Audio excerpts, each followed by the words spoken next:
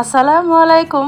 শুটকি প্রেমিকদের জন্য আজকে একটা রেসিপি নিয়ে হাজির হয়ে গেলাম। আজকে আমি আপনাদের মজাদার একটি শুটকির রেসিপি তৈরি করে দেখাবো, আর সেটাও আবার তেল ছাড়া। তো চলুন দেখে নেওয়া যাক কিভাবে তৈরি করি। আজকে আমি কচুর লতি দিয়ে তৈরি করব। তো যেহেতু এখন বর্ষাকাল, তো বর্ষাকালে কচুর লতি দিয়ে একটু গলা চুলকানোর ভয় থাকে, সেজন্য আমি কচুর লতিটাকে একটু ভাপিয়ে নিব, আমি সেদ্ধ করে নিব না।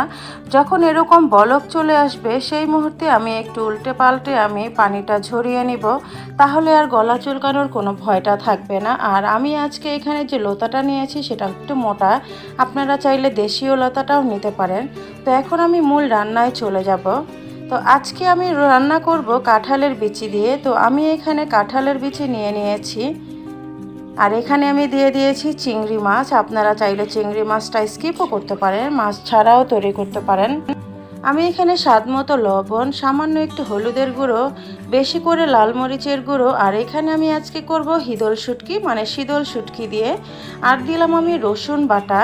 তো যেহেতু কাঁঠালের বিচিটা একটু শক্ত থাকে, তো আমি আগে কাঁঠালের বিচিটাকে শুটকির সাথে সেদ্ধ করে নেব, তারপরেই আমি লতাটা দিব। খেয়াল করে দেখেছেন নিশ্চয়ই, আমি কিন্তু এখানে পেঁয়াজ বা তেল কিছুই দেইনি। এটা একটা সিলেটের একটা আঞ্চলিক একটা খাবার, যারা আপনারা সিলেটবাসী তারা অবশ্যই জানবেন এই রান্নাটা সম্পর্কে।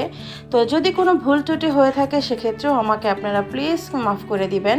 এখানে আমি কাঁচামরিচ দিয়ে কিন্তু ঢেকে আমি রান্নাটা করব। তো এখানে কাঁঠালের বিচিটা সেদ্ধ না হওয়া পর্যন্ত আমি এটাকে সিদ্ধ করে নেব ভালো করে। আর এর ভিতরে কিন্তু যে শুটকিটা আছে সেটাও কিন্তু গলে একেবারে মিলিয়ে যাবে। আর মাঝখানে যে একটা কাটা থাকবে সেটা চাইলে আপনারা ফেলে দিতে পারেন। আর শুটকি রান্নায় কিন্তু একটু ঝাল ঝাল হতেই কিন্তু বেশি ভালো লাগে। তো আমি আবারও ঢেকে দিব। দেখতে পাচ্ছেন পানি কিন্তু অনেকটা শুকিয়ে গিয়েছে, আর কাঁঠালের বিচিটাও কিন্তু অনেকটাই সেদ্ধ হয়ে গিয়েছে। তো এখন একটু নেড়ে চেড়ে আমি যে লতাটা আমি হালকা ভাপিয়ে রেখেছি সেই লতাটা আমি এখানে দিয়ে দিব। এটা খুবই জনপ্রিয় একটি রেসিপি সিলেট অঞ্চলের, কাঁঠালের বিচি দিয়ে, লতা দিয়ে আর এই শুটকি দিয়ে। আপনারা একবার হলেও ট্রাই করে দেখবেন। বিশেষ করে শুটকি লাভাররা তো শুটকি খেতে পছন্দ করেন, আর যারা শুটকি পছন্দ করেন না তারা প্লিজ ইগনোর করবেন।